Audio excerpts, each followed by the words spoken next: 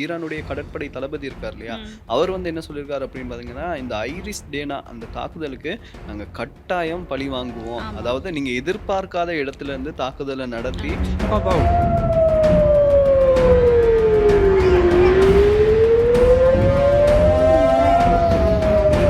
Background வந்து ரொம்ப ஆர்டிஃபிஷியலா இருக்கு அப்படின்னு சொல்லி அதுவும் வந்து பேக்ரவுண்ட்ல வந்து அந்த பிப்ரவரி மாசம் அப்படின்னு ஆ இருக்கு. அதுவும் மென்ஷன் ஆயிருக்கு. והעמידה שלכם היא מדהימה, נותנת כוח לי, לממשלה, לצה"ל, למוסד. אנחנו עושים דברים பயன்படுத்தப்பட்ட அதாவது செகண்ட் ஹேண்ட் வெஹிக்கிள்ஸ் இருக்கு இல்லையா, இதை வாங்கினதுக்கு அப்புறமா கியூஆர் குறியீடை உருவாக்க புதுசாக கிரியேட் பண்ண ட்ரை பண்ணுறப்போ இந்த வாகனம் ஏற்கனவே பதிவு செய்யப்பட்டிருக்கு அப்படின்னு காட்டுது. ஒரு நோட்டிஃபிகேஷனும் ஒரு மெசேஜ் காட்டுது. அதுக்கான காரணம் என்ன அப்படின்னு சொல்லி ஒரு பிரச்சனை எழுப்பப்பட்டிருக்கு. அதுக்கு என்ன காரணம் அப்படின்னா,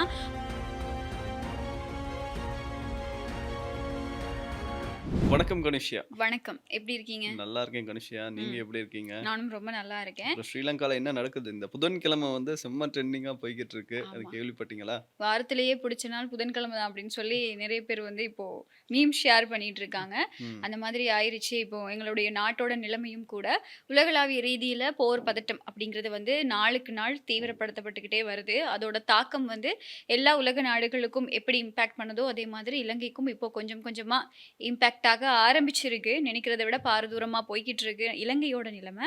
இது எல்லாத்தையும் தாண்டி முக்கியமான ஒரு புள்ளி வந்து இன்னைக்கு வாக்குமூலத்துக்காக போயிருக்காரு, ஆஜராகியிருக்காங்க.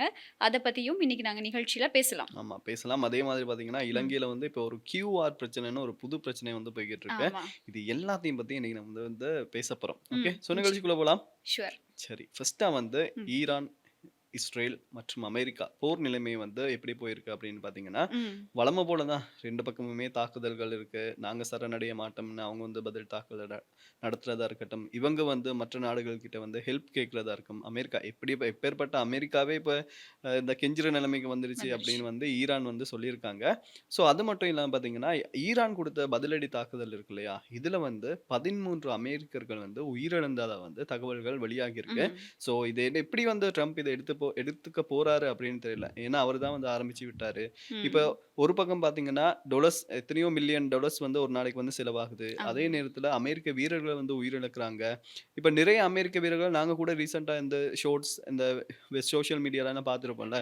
சில சோல்ஜர்ஸ் வந்து என்ன சொல்றாங்க அப்படின்னு பார்த்தீங்கன்னா, நாங்க வந்து இஸ்ரேலுக்காக உயிரிழக்க விரும்பல அப்படின்ற மாரி அந்த ம். ஒரு கூட்டத்துல வந்து அவங்க சொல்லும்போது, அவங்கள வந்து வலுக்கட்டாயமா எடுத்து வெளியில போறதா இருக்கட்டும். ம். இந்த மாரி வீடியோஸ்லாம் நாங்க பார்த்தோம் இல்லையா? ம், ம். அதான் இப்போ இந்த போர் பதட்டம் அப்படிங்கிறது வந்து நீங்க சொன்ன மாதிரி ரொம்பவே தீவிரமா போய்க்கிட்டு இருக்கு. ஆரம்பிச்சது என்னவோ அமெரிக்கா தான். அமெரிக்காவும், இஸ்ரேலும் சேர்ந்து ஆரம்பிச்சது. இப்ப அவங்களுக்கே வந்து அ ரிவர்ட் ஆகிக்கிட்டு இருக்க மாதிரியான ஒரு சிச்சுவேஷன் தான் இப்போ இருக்கு. ட்ரம்ப் வந்து இதுல ரொம்ப சிக்கி இருக்காரு. இப்போ என்ன பண்றது? எது பண்றது? அவர் ஹெல்ப்புக்கு நிறைய நாடுகள வந்து கூப்பிட்டாலுமே கூட, அவங்க யாருமே வந்து சப்போர்ட் பண்ண மாட்டோம் அப்படிங்கிறத வந்து தெளிவா சொல்லியிருக்காங்க. சப்போர்ட் அப்படின்னா, நேரடியா சப்போர்ட் அப்படிங்கிறத சொல்லாமலே அவங்க வந்து மறைமுகமா நிறைய விஷயங்கள சொல்லியிருந்தாங்க. இந்த தாக்குதலுக்கு நாங்க இன்வால்வ் ஆக விரும்பல. எங்களுடைய போர்க்கப்பல்கள அனுப்புறாங்க விரும்பல அப்படின்னு சொல்லி சில நாடுகள் வந்து ட்ரம்போட அந்த கோரிக்கைய வந்து ரிஜெக்ட் பண்ணியிருக்காங்க. இந்த மாதிரியான பின்னணியில இஸ்ரேலிய படை நேற்று இரவு நடத்தின விமான தாக்குதல்கள்ல ஈரானோட புரட்சிகர காவல் படை அதாவது ஐஆர்ஜிசி அதுதான் அங்க வந்து பலம் பொருந்திய படை அப்படின்னு சொல்லுவாங்க. இந்த காவல் படையோட பசிஜ் பிரிவு தலைவர் வந்து பலியாகியிருக்காரு அப்படின்னு சொல்லி இப்போ ஒரு அறிவித்தல் விடுக்கப்பட்டிருக்கு. அதே நேரம் ஈரானோட பாதுகாப்பு தலைவர் அலி லாரிஜானியை இலக்கு வைத்து இஸ்ரேலோட இரவு விமான தாக்குதல் நடத்தியிருக்காங்க. இதுல வந்து அவர் உயிரோடு இருக்கதா வந்து இன்னும் உறுதிப்படுத்தப்படல அப்படின்னு சொல்லியிருக்காங்க. அப்ப இன்னும் இந்த போர் வந்து தீவிரமடையும் அப்படின்னு தான் எதிர்பார்க்கப்படுது. ஏன்னா அந்த பலம் பொருந்தி அந்த ராணுவ படைய வந்து இவங்க தாக்கியிருக்காங்க. இஸ்ரேல் வந்து தாக்கியிருக்கு. அப்ப அதுல வந்து ஒருத்தர் உயிரிழந்திருக்காரு அப்படிங்கிற விடயம் வந்து இன்னும் ஈரான வந்து கோபத்துக்குள்ளாக்கும் அப்படின்னு சொல்லி எதிர்பார்க்கப்படுது. அதே இது பார்த்தீங்கன்னா, ஈரான்காரங்க இருக்காங்க இல்லையா? அவங்க ம். வந்து பழி வாங்கணும் அப்படின்ற ஒரு இதுல வந்து உறுதியா இருக்காங்க. ஏன்னா ஆமா. இந்த ஈரானுடைய கடற்படை தளபதி இருக்கார் இல்லையா? ம். அவர் வந்து என்ன சொல்லியிருக்காரு அப்படின்னு பார்த்தீங்கன்னா, இந்த ஐரிஸ் டேனா அந்த தாக்குதலுக்கு நாங்க கட்டாயம் பழி வாங்குவோம். ஆமா. அதாவது நீங்க எதிர்பார்க்காத இடத்துல இருந்து தாக்குதல நடத்தி, நடத்தி. நாங்க அதுக்கு பழி வாங்குவோம் அப்படின்னா, இப்ப ஈரான்ல இருக்க எல்லாருமே ஒரு வெறியோட தான் இருக்காங்க ஆமா. அப்படின்னு சொல்லலாம். ம். அதையும் தாண்டி பார்த்தீங்கன்னா, நெதன்யாகு அவர் வந்து உயிரோட இருக்காரா? இல்லையா? அப்படின்ற சந்தேகம் வந்து ம். இன்னும் வலுக்க வந்து ஆரம்பிச்சுருச்சு. ம். ஏன் அப்படின்னு பார்த்தீங்கன்னா, நேத்து வந்து அவர் காஃபி குடிக்கிற மாரி ஒரு வீடியோன்னு வந்துச்சு இல்லையா? அது வந்ததுக்கு அப்புறமா பார்த்தீங்கன்னா, நெறைய பேர் வந்து அதிலேயே சில குற்றங்கள வந்து கண்டுபிடிச்சு, இதுவும் ஏஐ வீடியோ தான் அப்படின்ற மாரி நெறைய எடிட்ஸா இருக்கட்டும், அதே மாதிரி அவர் இருந்த இடத்துல வேறொருத்தருடைய முகத்த கொண்டு வந்துட்டு, ம். அந்த மாரி வீடியோ வந்து சோசியல் மீடியால வைரல் ஆகிட்டு இருக்கும்போது, இப்ப எல்லாருக்குமே ஒரு கேள்வி என்ன இருக்கு அப்படின்னு பார்த்தீங்கன்னா, இவர் உயிரோட இருக்காரா? இல்லையா? அப்படின்ற கேள்வி தான் எல்லாருக்குமே இருக்கு. ஆமா. அதாவது இதுக்கு முன்னாடியே வந்து அவரோட அந்த 6 விரல் சர்ச்சைன்னு ஒன்று இருக்கு இல்லையா? அவர் வந்து அந்த நேரலை வீடியோல வந்து அ ஆ 6 விரல் இருக்கு அப்படின்னு சொல்லி ஒரு விமர்சனம் முன்வைக்கப்பட்டது. அதுக்கு வந்து சர்வதேச வல்லுனர்கள் எல்லாமே வந்து இத ஆய்வு செஞ்சு ஒரு கருத்து வெளியிட்டு இருந்திருக்காங்க. இது என்னன்னா 6 விரல் கிடையாது. அந்த வீடியோல தெரியிறதும் 6 விரல் கிடையாது. அது வந்து ரிஃப்ளெக்ஷன் அந்த கைய அசைக்கும்போது வரக்கூடிய ரிஃப்ளெக்ஷன் தான் ஒரு விரலோட ரிஃப்ளெக்ஷன் தான் அது அப்படின்னு சொல்லி அது 6வது விரல் கிடையாது அப்படின்னு அதுக்கு ஒரு கிளாரிஃபிகேஷன் குடுத்திருந்தாங்க. அதுக்கப்புறமா தான் இந்த நேற்று வெளியாகி இருந்த இந்த வீடியோல வந்து அவரு தெளிவா அவரோட 2 கையுமே வந்து காட்டி சொல்லியிருப்பாரு. 5 விரல் தான் இருக்கு அப்படிங்கிறத வந்து காட்டி அந்த வீடியோல சொல்லியிருப்பாரு. அது ஒரு கிண்டலாவும் இருந்திருக்கும். அதே மாதிரி அதுக்கப்புறமா இன்னும் 2, 3 வீடியோஸ் வந்து வெளியாக ஆரம்பிச்சது. நேற்றைய வீடியோவ பொறுத்தவரைக்கும் நீங்க சொன்ன மாதிரி நிறைய விமர்சனங்கள் முன்வைக்கப்பட்டது. அதுல டீ வந்து டீ ஆர் காஃபி இதுல வந்து குறையவே இல்ல. அது மட்டும் இல்லாம பேக்கிரவுண்ட் வந்து ரொம்ப ஆர்ட்டிஃபிஷியலா இருக்கு அப்படின்னு சொல்லி அந்த அதுவும் வந்து பேக்கிரவுண்ட்ல வந்து அந்த பிப்ரவரி மாசம் அப்படின்னு ஆ இருக்கு. அதுவும் மென்ஷன் ஆகியிருந்தது. ஆனா, அது எல்லாமே வந்து திரிவுபடுத்தப்பட்ட செய்திகள் அப்படின்னும் சொல்லப்படுது. ஏன்னா, சர்வதேச ஊடகங்கள் அத உறுதிப்படுத்தியிருக்கு. ராய்ட்டர்ஸ் கூட உறுதிப்படுத்தியிருக்கு. அந்த காஃபி ஷாப்புக்கு நெதன்யாகு போனது வந்து உண்ம. ஏன்னா, அந்த காஃபி ஷாப் ஓனர்ஸ் வந்து அவங்களுடைய சோசியல் மீடியால இப்படி நெதன்யாகு வந்தத உறுதிப்படுத்தி, அவங்க கூட எடுத்த ஃபோட்டோஸ வந்து ஷேர் பண்ணியிருக்காங்க. அப்ப அதனால ராய்ட்டர்ஸ் வந்து இத வந்து ஒரு ஆய்வா மேற்கொண்டு, அவங்க ஒரு உறுதிப்படுத்தலுக்கு வந்திருக்காங்க. இல்ல நெதன்யாகு இந்த காஃபி ஷாப்புக்கு போனது வந்து உண்மதான். அவர் அங்க போயிருக்காரு. அவர் உயிரோட தான் இருக்காரு அப்படிங்கிறத ராய்ட்டர்ஸ் கன்ஃபார்ம் பண்ணியிருக்கு. இதையும் தாண்டி என்ன மாதிரியான விமர்சனங்கள் வருது அப்படின்னா, இப்போ ஒரு போர் பதட்டம் நடந்துகிட்டு இருக்கக்கூடிய ஒரு நிலைமையில, இவர் எப்படி இவ்வளோ பொதுவெளியில போவாரு? பொதுவெளியில போயிட்டு மக்கள எல்லாரையும் சந்திக்கிறாரு. இவ்வளோ கேஷுவலா ஒரு காஃபி குடிக்கிறாரு. இவ்வளோ ரொம்ப சாதாரணமா இருக்காரு. சர்வசாதாரணமா இருக்காரு. அது எப்படி முடியும்? அது அப்படி முடியாது அப்படின்னு சொல்லி தான் இப்போ நிறைய விமர்சனங்கள் முன்வைக்கப்பட்டு வருது. ஆனா இதோட இன்னொரு பக்கம் என்ன அப்படின்னா, எங்களுடைய நாட்ல பதட்டம் கிடையாது. நீங்க வெளியில பேசிக்கிற அளவுக்கோ, சொல்லிக்கிற அளவுக்கோ இங்க எந்த பிரச்சனையுமே கிடையாது. நாங்க நல்லா தான் இருக்கோம். நாங்க சேஃபா தான் இருக்கோம் அப்படிங்கிறத எதிர் தரப்புக்கு காமிக்கிறதுக்கான ஒரு சூட்சுமமா கூட இது இருக்கலாம் அப்படின்னும் சில கருத்துக்கள் வெளியாகிட்டு இருக்கு. அ நெதன்யாகு உயிரோட இல்ல, காயமடைஞ்சுட்டாரு, உயிரிழந்துட்டாரு அப்படின்னு சொல்லி ஈரான் உறுதியான ஒரு கருத்த வெளியிட்டிருந்தது. அதுக்கு வந்து நேத்து நெதன்யாகு வந்து ஒரு நேரடியா ஒரு பதில் சொல்லாம, "இல்ல நான் இருக்கேன்" அப்படிங்கிறது வந்து மறைமுகமா சொல்லியிருப்பாரு. இது ம். எல்லாத்தையும் தாண்டி இப்ப இன்னொரு பிரச்சனை இல்ல. இதுதான் முக்கியமான பிரச்சனை என்ன அப்படின்னா, இந்த ஹோர்மூஸ் நீரிணை. இதுதான் வந்து ஈரானுக்கு இருக்கக்கூடிய ஒரு பெரிய ஒரு சக்தியும், ஒரு பலமாவும் இருக்கு.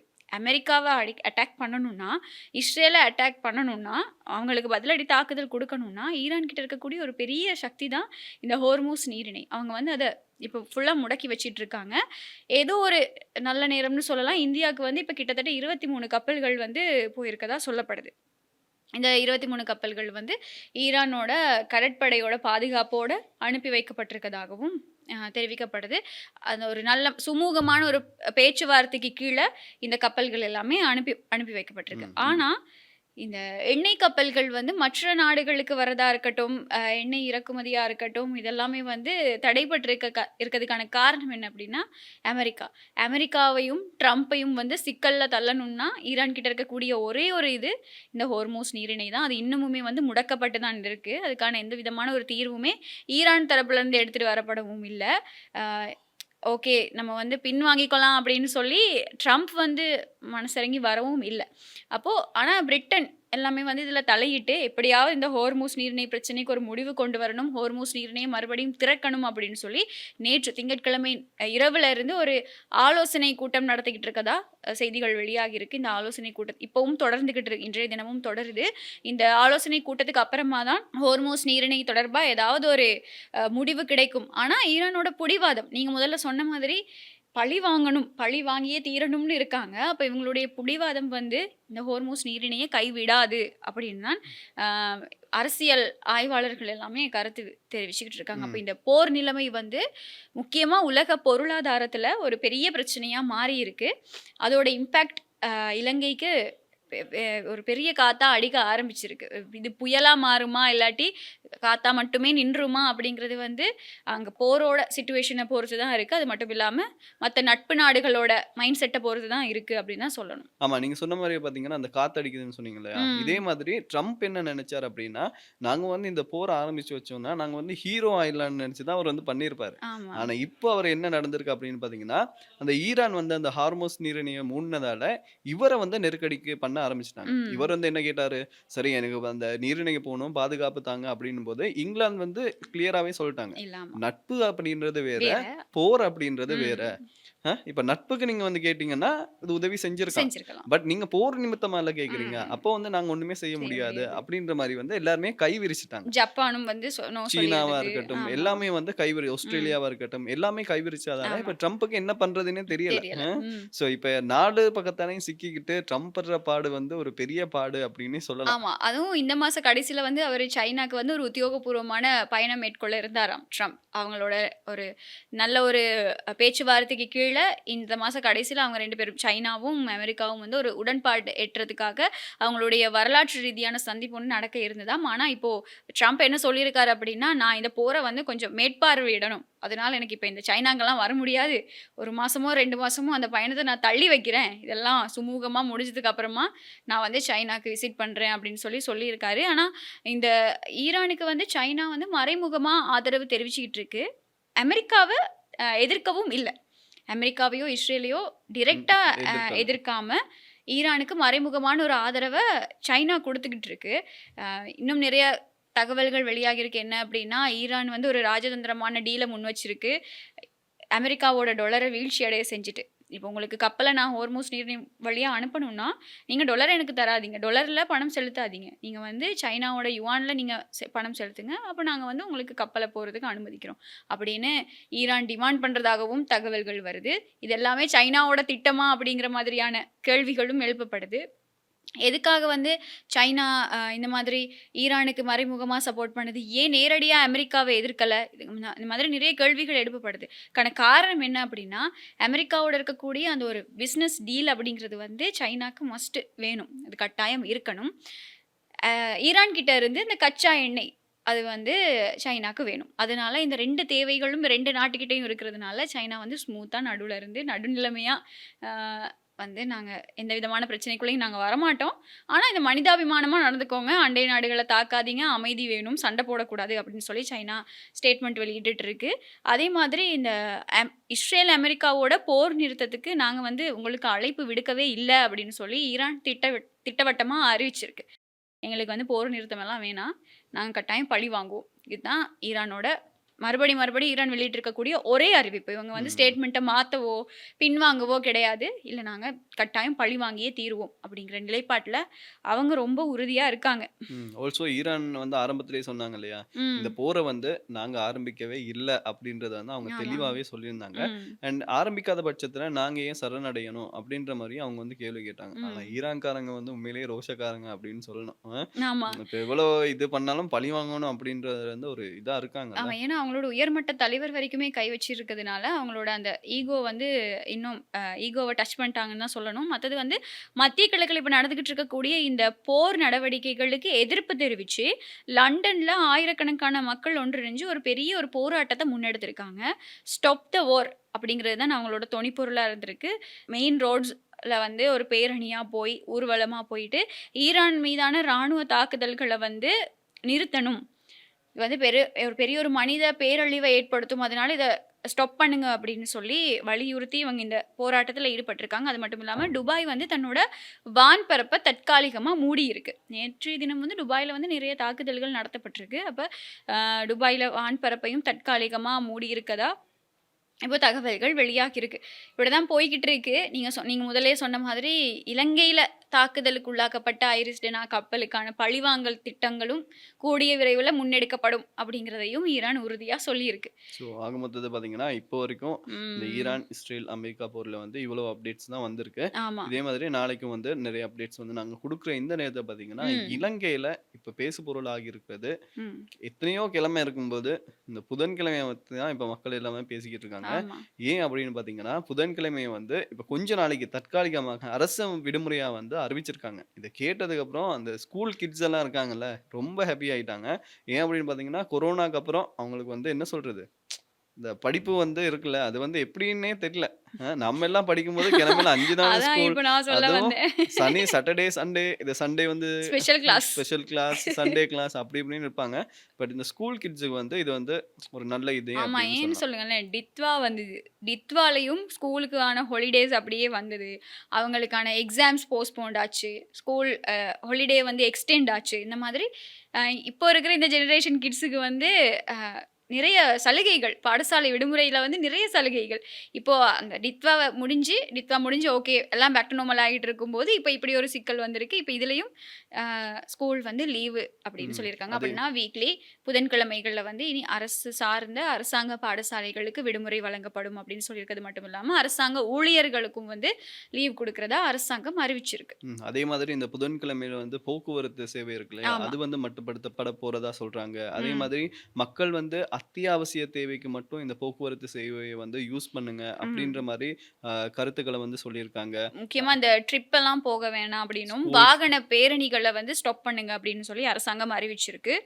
அதே மாதிரி அ புதன்கிழமைகள் அதாவது அரசாங்க விடுமுறையா அறிவிக்கப்பட்டிருக்கக்கூடிய புதன்கிழமைகள்ல புகையிரதங்கள், பொது போக்குவரத்து மட்டுப்படுத்தப்படும் அப்படின்னு சொல்லி நலிந்த ஜெயதீச அரசாங்க அமைச்சர் நலிந்த ஜெயதீச சொல்லியிருக்காரு. எரிபொருள் இருப்புகள சேமிக்கிறதுக்காக அரசாங்க அலுவலகங்கள அ நடத்துறது தொடர்பா வாரம் நடத்துறது தொடர்பா ஒரு புதிய சுற்று நிருபம் ஒண்ணும் வெளியிடப்பட்டிருக்கு. அதுல வந்து இந்த விடயங்கள் எல்லாமே வந்து தெரிவிக்கப்பட்டிருக்கு. அதே மாதிரி பார்த்தீங்கன்னா, சில ஊழியர்கள் வந்து கட்டாயம் நீங்க வந்து உங்களுக்கு வீட்ல இருந்து வேலை செய்யக்கூடிய ஆ. வசதி இருக்கிற பட்சத்தில, நீங்க வீட்ல இருந்தே வேலை செய்யுங்க அப்படின்ற மாரி சொல்லியிருக்காங்க. ம். அதோட பார்த்தீங்கன்னா, அந்த கொஞ்ச நாளைக்கு முன்னாடி அந்த Zoom கிளாஸஸ் எல்லாம் இருந்துச்சு இல்லையா? ம். அதுக்கான பேச்சுவார்த்தைகளும் இப்போ வந்து அடிபடுதான். இப்ப ம். ஆரம்பத்தில வந்து புதன்கிழமை லீவு குடுக்குறாங்க. இப்ப போக போக என்ன நடக்கும் அப்படின்னு தெரியாது இல்லையா? ஸோ அப்ப ஒரு முன்னெச்சரிக்கையாக வந்து இப்ப வந்து அந்த அந்த கருத்துக்களும் அடிபடுது அப்படின்ற மாரி தகவல்கள் வந்து வெளியாகியிருக்கு. ஆமா. மிக முக்கியமா நாளைய தினம் புதன்கிழமை பாராளுமன்றமும் நடக்காது அப்படின்னு சொல்லி ஒரு அறிவிப்பு வெளியாகி இருக்கு. சொன்ன மாதிரி அமைச்சர்களுக்கும் கிட்டத்தட்ட வொர்க் ஃப்ரம் ஹோம் மாதிரி தான். இது மாரி மரிக்கார் இருக்கு இல்லையா? ஆமா. அவர் வந்து அந்த இன்டர்வியூல சொல்லியிருப்பாரு. அப்ப நாங்க ம். என்ன? நாங்க வீட்ல இருந்து வேலை வேலை செய்றதா? செய்றோம். அப்படின்னு கேட்டிருப்பாரு. ஜோக்கா ஸோ சொன்னாலும் சரியா தான் சொல்லியிருக்காரு அவருடைய போல. வாய் முகூர்த்தம் வந்து அப்படியே பளிச்சிருக்கு. ஸோ பளிச்சிருக்கு. இப்ப நாடாளுமன்ற கூட்டமும் நாளைக்கு வந்து ஒத்திவைக்கப்பட்டிருக்கு அப்படின்ற ம். மாரி செய்திகள் வந்து ஆமா. வெளியாகியிருக்கு. அதே மாதிரி இந்த சாதாரண நுகர்வுக்கு கீழ இப்ப நாட்டில எரிபொருள் போதுமானதாக இருக்கக்கூடிய காலப்பகுதி தொடர்பா வலுசக்தி அமைச்சர் குமார் ஜெயக்கொடி இன்னைக்கு வந்து பார்லிமென்ட்ல ஒரு கருத்து வெளியிட்டிருக்காரு. அதுல வந்து 92 ரக பெட்ரோல் ஏப்ரல் 23ஆம் தேதி வரைக்கும் நாட்டுல கையிருப்பு இருக்கு அப்படின்னு சொல்லியிருக்காரு. அதே மாதிரி 95 ரக பெட்ரோல் வந்து மே மாதம் 10ஆம் தேதி வரைக்கும் இருக்கு அப்படின்னும், டீசல் ஏப்ரல் 12ஆம் தேதி வரைக்கும் இருக்கணும். சூப்பர் டீசல் மே மாசம் 10ஆம் தேதி வரைக்கும் தான் நாட்டுல கையிருப்புல இருக்கு அப்படின்னு சொல்லி அமைச்சர் தெரிவிச்சிருக்காரு. அதே மாதிரி இப்போ இந்த தமிழ் சிங்கள புத்தாண்டு ஏப்ரல்ல வருது. இந்த புத்தாண்டுக்கு அப்புறமா வந்து நாட்டுல எரிபொருள் விநியோகம் வந்து ரொம்ப சேலஞ்சா இருக்கும் அப்படின்னு சொல்லி நிறைய கருத்துக்கள், விமர்சனங்கள் அரசாங்கம் மேல முன்வைக்கப்பட்டுட்டு இருந்தது. இந்த இந்த கருத்துக்கள அரசாங்கம் நிராகரிச்சிருக்கு. சர்வதேச மட்டத்துல வந்து ராஜதந்திர தலையீடுகள் மூலமா எரிபொருள் இருப்புகள அதாவது இந்த நட்பு நாடுகளோட கதைச்சு எப்படி விநியோக பாதைகள் தடைப்பட்டிருந்தாலுமே கூட வேற விநியோக பாதைகள் மூலமாகவும், நட்பு நாடுகள் மூலமாகவும் நாட்டுக்கு எரிபொருள பெற்றுக்கொள்றதுக்கான செயற்பாடுகள அரசாங்கம் ஆரம்பிச்சிருக்கு. அதுக்கான பேச்சுவார்த்தைகளையும் வந்து அரசாங்கம் ஆரம்பிச்சிருக்கதா அனில் ஜெயந்த் வந்து தெரிவிச்சிருக்காரு. இது மட்டும் இல்லாம மின்வெட்டு நாட்டுல வந்து மின்வெட்டு ஏற்படுமா? ஏன்னா, இப்ப வந்து எரிபொருள் தட்டுப்பாடு இருக்கு. எதிர்வரும் காலங்கள்ல மின்வெட்டு ஏற்படுமா? அப்படின்னு சொல்லி ஒரு கேள்வி இன்னைக்கு பார்லிமென்ட்ல எழுப்பப்படுது. ஆமா. அது யார் எழுப்பியிருக்காரு அப்படின்னு பார்த்தீங்கன்னா, எதிர்க்கட்சி தலைவர் சஜித் பிரேமதாஸ் ம். இருக்காரு இல்லையா? அவங்களுக்கு என்ன எப்படியாவது இந்த அரச வந்து விமர்சிச்சே ஆகணும் இல்லையா? ஆமா. ஸோ அதனால அவர் வந்து சொல்லியிருக்காரு. எதிர்காலத்தில இப்படி மின்வெட்டு வரதுக்கான சாத்தியக்கூறுகள் நிறைய இருக்கு அப்படின்ற மாரி அவர் கருத்த வந்து சொல்லியிருக்காரு. ம். ஸோ நமக்கு தெரியாது இல்லையா? உலகத்துல நம்ம நம்ம வந்து போன மாசம் வரைக்கும் நினைக்கல. இலங்கையில வந்து மறுபடியும் இப்படி வரும்னு நினைக்கலல்ல. ம். ஸோ இது நடந்தாலும் இல்ல நடக்கலாம். அதுக்கு வந்து ஒரு பதிலும் வழங்கப்பட்டிருந்தது. என்ன அப்படின்னா, இப்ப வரைக்கும் மின்வெட்டுக்கான சாத்தியக்கூறுகள் இல்ல. ஆனா எதிர்காலத்துல போர் நீடிக்குமா இருந்தா, எதிர்வரும் நாட்கள்ல வந்து அ மின்வெட்டு ஏற்படுறதுக்கான வாய்ப்புகளும் இருக்கு. இப்ப வரைக்கும் நாங்க 1 மணி நேரம் கூட மின்வெட்டு இல்லாம வந்து இந்த நாட்ட கொண்டு போய்க்கிட்டு இருக்கோம். எதிர்வரும் நாட்கள்ல மேபி சம்டைம்ஸ் நடக்கலாம் அப்படிங்கிற மாதிரியான ஒரு கருத்த வந்து வெளியிட்டிருக்காங்க. பொறுத்திருந்து தான் பார்க்கணும். இந்த போர் நீடிக்குமா? என்ன நடக்கும்? இது இலங்கையில இப்போ ஆல்ரெடி இப்ப ஸ்கூல்ஸ் மூடுற அளவுக்கு அ எரிபொருள கட்டுப்படுத்துற அளவுக்கு இப்படி பிரச்சனைகள் தீவிரமடைஞ்சுக்கிட்டு போற சந்தர்ப்பத்துல, இன்னும் எவ்வளவு பாரதூரம் ஆகும் அப்படிங்கிறது வந்து கேள்விக்குறி தான். இந்த கியூஆர் சிஸ்டத்த பத்தி நீங்க என்ன நினைக்கிறீங்க? கியூஆர் சிஸ்டத்த வந்து அரசாங்கம் முதலே என்ன சொல்லியிருந்தாங்க அப்படின்னு ம். பார்த்தீங்கன்னா, நாங்க வந்து எரிபொருள் தட்டுப்பாட்டுக்காக கொண்டு வரல. அந்த மாஃபியாவா இருக்கட்டும், நிறைய பேர் வந்து வாங்கி பதுக்குறாங்க. ம். அவங்களுக்காக தான் கொண்டு வந்தோம் அப்படின்னு ஒரு கியூஆர வந்து கொண்டு வந்தாங்க. ம். ஆனா அந்த கியூஆர்லயும் என்ன நடந்திருக்கு அப்படின்னு பார்த்தீங்கன்னா, கொரோனா டைம்ல வந்து நிறைய பேர் வாகனம் வச்சிருந்தாங்க. ஆமா. அவங்க வந்து கியூஆர் எல்லாம் வச்சிருந்தாங்க. அதுக்கப்புறம் சில பேர் வந்து வித்திருப்பாங்க இல்லையா? ஸோ அவங்க தான் பிரச்சனையில வந்து மாட்டிக்கிட்டாங்க. மாட்டிக்கிட்டாங்க. இப்போ ம். ஒரே வாகனத்த வந்து தொடர்ந்து வச்சிருக்கும்போது அவங்க வந்து ஈஸியா இருந்தாங்க. ஆமா. இந்த மாத்தின வாகனங்கள வாங்கினவங்க தான் இப்ப லைன்ல நிக்கிறதா இருக்கட்டும், அவங்க ம். கொஞ்சம் குழம்பி போயிட்டாங்க அப்படின்னே சொல்லலாம். ம். ஸோ அந்த பிரச்சனை தான் இப்ப வந்து ஸ்ரீலங்கால வந்து போய்க்கிட்டு இருக்கு. ஆமா. அதோட பார்த்தீங்கன்னா, இப்ப கியூஆர் வந்து இப்ப ஒருத்தருக்கு, ஒரு நம்பருக்கு, ஒரு ஐடிக்கு ஒரு ஒரு கியூஆர் தான் எடுக்கலாம் அப்படின்ற மாரி ரூல்ஸ் வந்து போட்டிருக்காங்க. ஆமா. அதே மாதிரி குறிப்பிட்ட லிட்டர்ஸ் தான் இப்ப பைக்னா 5 லிட்டர் தான் ம். உங்களுக்கு தருவோம் அப்படின்ற மாரி சொல்லியிருக்காங்க. ம். ஸோ இந்த மாதிரி பிரச்சனைகள் தான் இப்போ வந்து போய்க்கிட்டு இருக்கு நாட்ல. ஆமா. இந்த கியூஆர்ல வந்து கொஞ்சம் பிரச்சனைகள் இப்போ வந்து எழுப்பப்பட்டிருக்கு. அது என்ன அப்டின்னா, முதலாவது பிரச்சனை என்ன அப்டின்னா, பயன்படுத்தப்பட்ட அதாவது செகண்ட் ஹேண்ட் வெஹிக்கிள்ஸ் இருக்கு இல்லையா? இத வாங்குனதுக்கு அப்புறமா கியூஆர் குறியீட உருவாக்க புதுசா கிரியேட் பண்ண ட்ரை பண்றப்போ, இந்த வாகனம் ஏற்கனவே பதிவு செய்யப்பட்டிருக்கு அப்படின்னு காட்டுது. ஒரு நோட்டிஃபிகேஷனோ, ஒரு மெசேஜ் காட்டுது. அதுக்கான காரணம் என்ன அப்படின்னு சொல்லி ஒரு பிரச்சனை எழுப்பப்பட்டிருக்கு. அதுக்கு என்ன காரணம் அப்படின்னா, வாகனத்தோட இதுக்கு முன்னாடி இருந்த உரிமையாளர் அவரோட பெயர்லயும், அவரோட தொலைபேசி இலக்கத்திலயும் வந்து வாகனத்த ரெஜிஸ்டர் பண்ணியிருக்கிறது தான் இதுக்கான காரணம் அப்படின்னு தெளிவுபடுத்தப்பட்டிருக்கு. அது மட்டும் இல்லாம, இதுக்கு முன்னாடி அந்த வாகனத்த பயன்படுத்தின உரிமையாளர் அவரோட கியூஆர் கோட அவர் இதுக்கு முன்னாடி யூஸ் பண்ண கியூஆர் கோட அத வந்து நீக்குற வரைக்குமே, அந்த புதிய உரிமையாளருக்கு வந்து இந்த வாகனத்த பதிவு செய்ய முடியாது. அதாவது இப்ப நீங்க ஒரு வெஹிக்கிள் ஆல்ரெடி யூஸ் பண்ணிட்டு இருந்து, நீங்க யூஸ் பண்ண வெஹிக்கிள நான் எடுத்து யூஸ் பண்றேனா இருந்தா, நீங்க ஆல்ரெடி ஒரு கியூஆர் கோட் கிரியேட் பண்ணியிருப்பீங்க இல்லையா? அத நீங்க டிலீட் பண்ணா மட்டும் தான் எனக்கு ஒரு புதுசா ஒரு கியூஆர் கோட உருவாக்க முடியும் அப்படின்னு சொல்லி ஒரு தெளிவுபடுத்தல் வழங்கப்பட்டிருக்கு. இந்த பிரச்சனை தான் இப்போ இந்த கியூஆர் சிஸ்டத்துல வந்து நிறைய பேசப்படுற ஒரு பிரச்சனையா இருக்கு. அதுக்கப்புறமா வந்து இன்கேஸ் உங்கள வந்து என்னால கான்டாக்ட் பண்ணிக்க முடியல. அதாவது இந்த வாகனத்தோட முதல் உரிமையாளர என்னால கான்டாக்ட் பண்ணிக்க முடியல அப்படின்னா, அப்படி இல்லாட்டி அவர் ஸ்ரீலங்காலயே இல்ல. அவர் ஏதோ ஒரு வெளிநாட்ல இருக்காரு அப்படின்னா, அதுக்கு என்ன பண்ண முடியும்? அப்படிங்கிற கேள்விகளும் எழுப்பப்படுது. அதுக்கு என்ன அப்படின்னா, இப்ப கிடைச்சிருக்கக்கூடிய தகவல்களோட அடிப்படையில, இதுக்கு இன்னும் அதிகாரப்பூர்வமான நிரந்தர தீர்வு எதுவுமே இன்னும் அரசாங்கம் மூலமா வழங்கப்படல. அதுக்கு வந்து இந்த முழு அமைப்பையுமே வந்து அதாவது இது ஃபுல்லாவே வந்து டிலீட் பண்ணிட்டு, திருப்பி மறுபடியும் எல்லாரும் புதுசா பதிவு செய்றதுக்கு அனுமதிக்கணும் அப்படின்னு சொல்லி, நிறைய பேர் வந்து அரசாங்கத்துக்கிட்ட கோரிக்கை முன் வச்சுட்டுருக்காங்க. இந்த மாதிரியான பிரச்சனைகள் இருக்கிறதுனால, இந்த இந்த சிஸ்டமேட்டிக்கே வேண்டாம். பழைய அரசாங்கம் கொண்டு வந்த அந்த சிஸ்டமேட்டிக் வேண்டாம். எல்லாரும் வந்து புதுசாவே டவுன்லோட் பண்ணட்டும். புதுசாவே கியூஆர கிரியேட் பண்ணிக்கட்டும் அப்படின்னு சொல்லி, நிறைய பேர் கோரிக்கை முன் வச்சிருக்காங்க. இதுக்கு வந்து சோசியல் மீடியால இருக்கவங்க வந்து நிறைய சஜஷன்ஸ் முன் வச்சிருக்காங்க.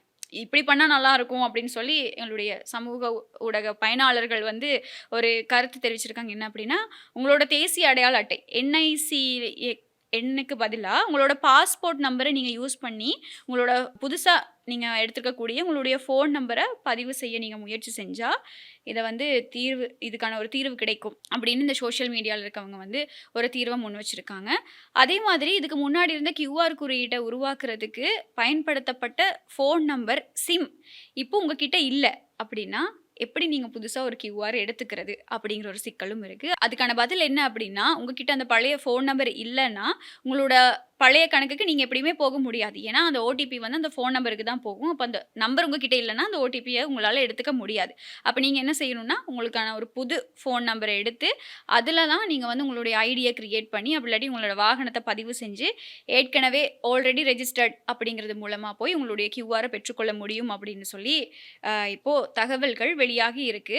இதுக்கு நிறைய மாற்று தீர்வுகள் கலந்து ஆலோசிக்கப்பட்டு வருது.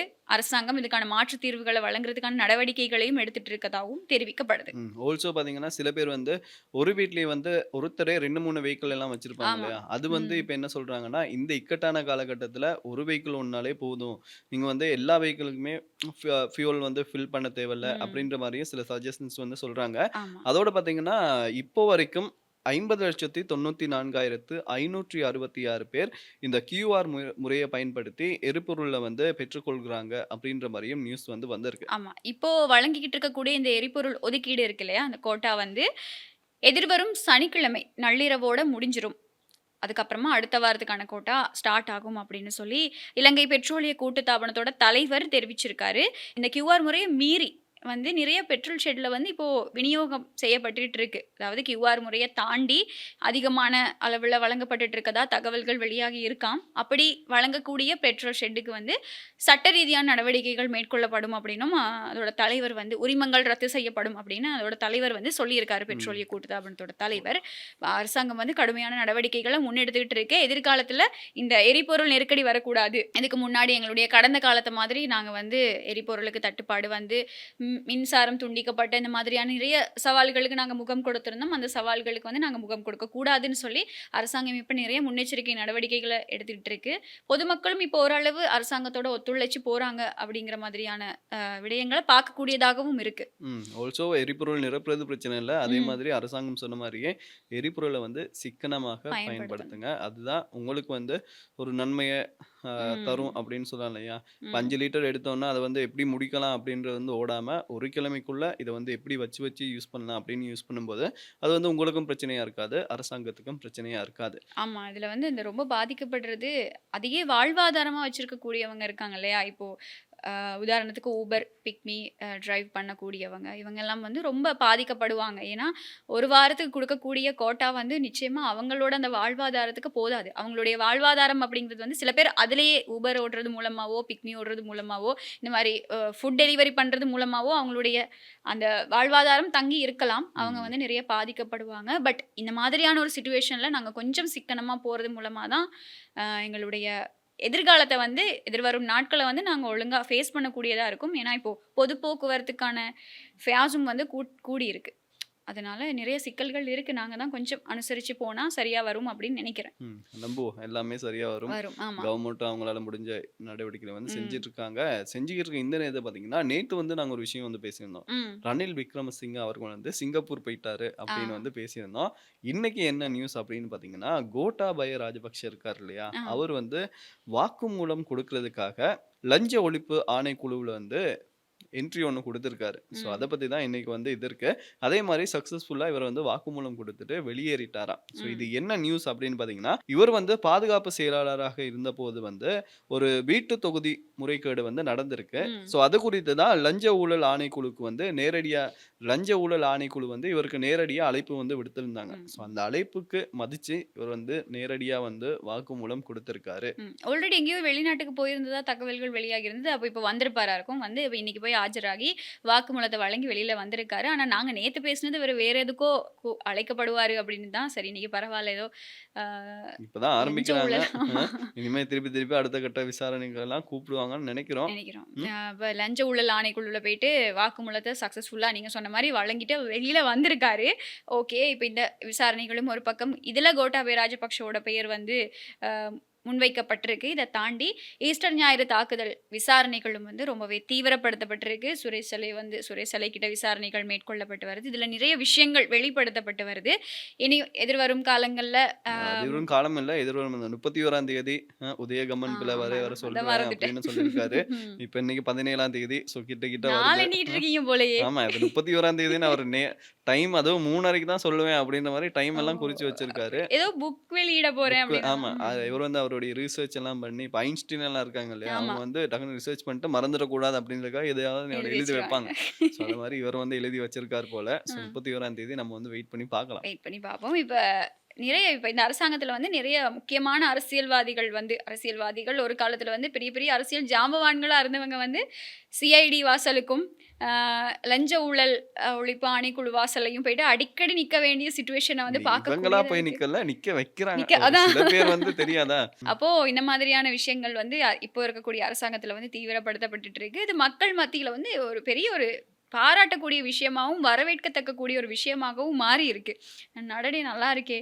ஏன்னா இப்போ இன்கேஸ் ஈஸ்டர் ஞாயிறு தாக்குதல் ஓட சூத்திரதாரி யாரு? அப்படிங்கிறத வந்து இந்த அரசாங்கம் வெளியிட்டுருச்சு அப்படின்னா, இந்த அரசாங்கத்தோட மிகப்பெரிய தேர்தல் வாக்குறுதிய அந்த அரசாங்கம் நிறைவேற்றி முடிச்சிரும். அப்படி அது நடந்துச்சு அப்படின்னு வச்சுக்கோங்களேன். அந்த என்ன சொல்றது? ஒரு குறிப்பிட்ட சில வருடங்களுக்கு இந்த ஆட்சிய வந்து அசைக்கவே அசைக்கவே முடியாது. முடியாது. ம். ம். சோஷியல் மீடியால நிறைய பேர் ஷேர் பண்ணிக்கிட்டு இருக்காங்க. பெட்ரோல் வந்து இவ்வளோ இல்ல. ரூ. 1000க்கு போனாலும் நாங்க இந்த அரசாங்கத்தோட தான் சப்போர்ட்டா இருக்க போறோம். முடிஞ்சத பார்த்துக்கோங்க அப்படின்னு சொல்லி எதிர்க்கட்சிகள வந்து டைரக்ட்டா தாக்கியிருக்கக்கூடிய நிறைய போஸ்ட்டையும் பார்க்கக்கூடியதா இருக்கு. இப்படிதான் போய்க்கிட்டு இருக்கு இலங்கை அரசாங்கத்தோட நிலைமை. எதிர்க்கட்சிகள் எல்லாம் வந்து ஓகே.